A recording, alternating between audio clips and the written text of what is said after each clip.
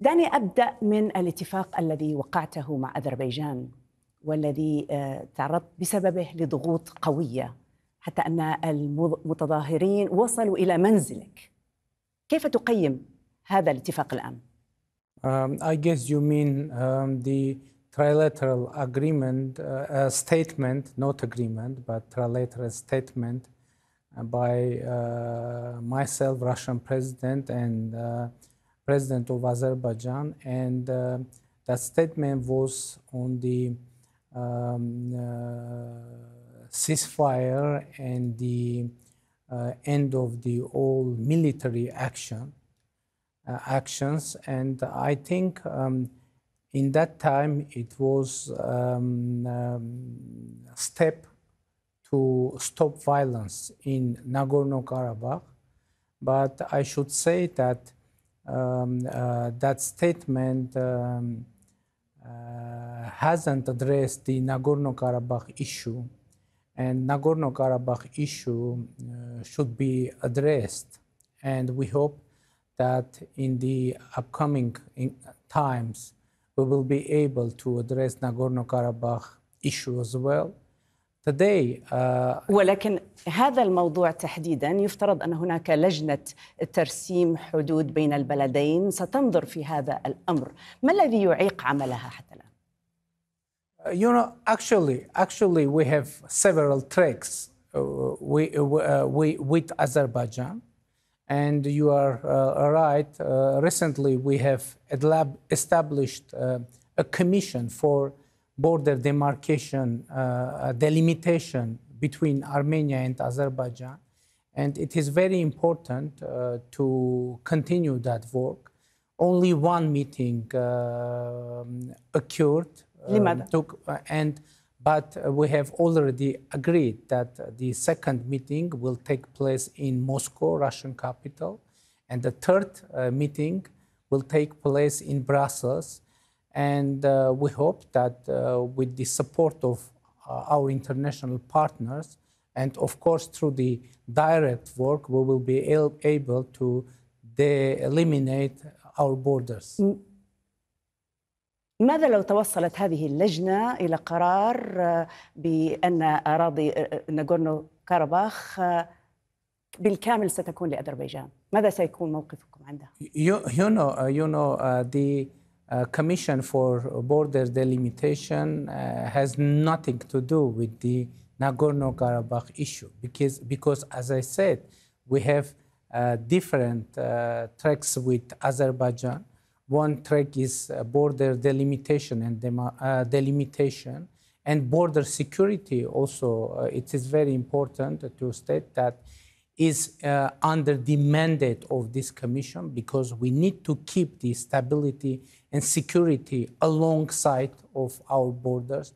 The second issue is the normalization of relations between Armenia and Azerbaijan. There is one more track connected with the opening of the regional transportation and economic communication. But of course, the most important and most urgent issue between Armenia and Azerbaijan and for the peace in our region is Nagorno-Karabakh issue. وهذا بالضبط ما يثير غضب المعارضة. تعتبر أن روسيا وهي التي ترعى هذا الاتفاق أو الورقة كما سميتها ضالعة في مؤامرة ضد أرمينيا بل تقف إلى جانب أذربيجان؟ You know, Russia is a strategic partner and ally of Armenia, but Russia is a very close country for Azerbaijan too. And in this case, we saw the role of Russia as a guarantor of the trilateral statement that was signed, as I said, trilaterally. بما أنك أشرت إلى هذه العلاقة الوثيقة مع روسيا والتحالفات التي تربطكم بها، ما موقفكم من الحرب على أوكرانيا التي تشنها روسيا؟ You know, of course, we are very concerned on the situation around the Ukraine, but you know, I think all the countries all around the world are concerned, because what we see now, we see actually the collapse of international order, and no one knows what will be the next international order. And of course, we are in favor of the dialogue, of solving all issues through dialogue and peacefully. نعم، تقول كل الدول مهتمة وتتابع باهتمام، ولكن أنتم الوضع ربما مختلف بعض الشيء. اقتصادكم يرتبط ارتباطا وثيقا باقتصاد روسيا. كيف سينعكس ذلك، خصوصا وأنها تتعرض لعقوبات غربية قوية؟ Of course, it isn't a pleasant situation in terms of economy for us. But to be honest, we had 8.6% of economic growth in the first quarter, and we hope that we will be able to continue that dynamics after the events in Ukraine. Many people and many businesses transferred from Russia to Armenia because we have mutual economic space, and we are both Russia and Armenia members of European Economic Union. And in this situation, we hope and I think we will be able to manage this economic situation. But of course, not the economic situation in Russia directly impact to the Armenian economy, but the worldwide economic tension connected with food supplies, with the inflation, etc., etc. But now the numbers of the economy of Armenia are quite positive. إذا أنتم في وضع أفضل من غيركم. هل تتعرضون لأي ضغوط سواء من موسكو أو من الغرب باتجاه التحالفات أو العلاقات الخاصة التي تربطكم بموسكو؟ I won't deny that the situation of our country and our government is quite sensitive. But we are trying to be direct, honest, and reliable partner for Russia, for our European and Western partners, for our neighbors, etc. It isn't an easy task, but I think the leadership is stipulated for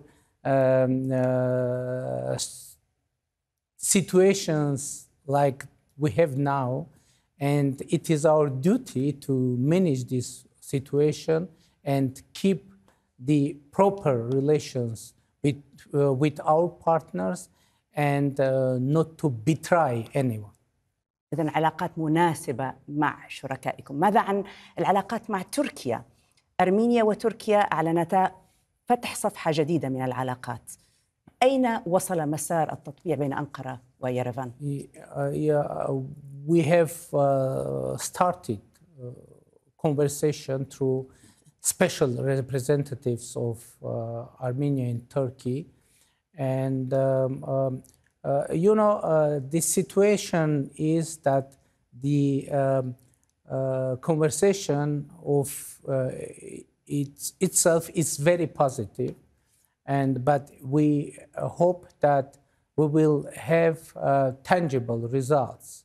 Now, I can't say that we have any results because, for example, after the start of conversation, we have established direct flights between Armenia and Turkey, but it is something that we had before. And I hope that, I'm sorry, I hope that we will be able to establish diplomatic relations and open the border between Armenia and Azerbaijan, which is closed for 30 years. ما هي مقاربة أرمينيا وموقفها من الممر الذي يفترض أن يربط بين أذربيجان وأنقرة عبر أراضيكم؟ You know the wording of a narrative of so-called corridor is unacceptable for us, and it is red line for us, because in our region, according to the trilateral statement which was mentioned in the beginning of our conversation, we have one corridor in our region, and this is Lachin corridor, connected Nagorno-Karabakh with Armenia. But we have another point in our trilateral statement, which is about of opening the communications, meaning, for example, railways, roads, etc. And we are ready to, and we are discussing that actually, to open regional communications, both for Armenia and Azerbaijan, with the respect of sovereignty and the laws of the our countries. اسمح لي أن أقاطعك. تتحدث بلغة إيجابية جدا، في حين أن علاقة أرمينيا مع دول الجوار سيئة بشكل عام باستثناء إيران. والبعض استغرب في الواقع أن إيران وقفت إليكم، وهي الجمهورية الإسلامية وقفت إلى جانبكم في وجه أذربيجان الدولة المسلمة. كيف تفسر هذا الموقف؟ We have 4 neighbors, and with 2 of them we have very good relations. I mean Georgia and Iran. Iran is a friendly country for us, and we consider Iran as a friendly country, which is also have good relations with Azerbaijan too. And it is our intention not to have good relations with countries which have good relations with Azerbaijan. But now we have very close ties with Iran.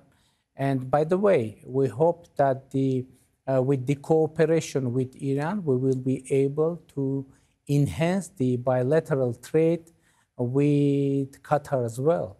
And we are working on the developing the communications connecting Iran with Armenia. And now we are in the process of constructing a very strategic freeway named North-South, connecting our Georgian border with our Iranian border. And we hope that as a result of that project, our economic relations with Iran will increase. And by the way, Eurasian Economic Union, I said that Armenia is member of that union, has free trade agreement with Iran, which is very important for our bilateral اسمح لي أن أختم هذا اللقاء بسؤال عن جولتك في المنطقة العربية. سيد باشنيان، ما الذي تريده من العرب؟ I should say that in Armenia we have very positive approach toward the Arabic world because we have traditional relations, and now I hope to have the increase of bilateral trade between Qatar and Armenia, because we have very good political atmosphere in our bilateral relations with this great country. شكرا جزيلا لك رئيس الوزراء الألماني نيكول باشينيان. شكرا جزيلا. Thank you.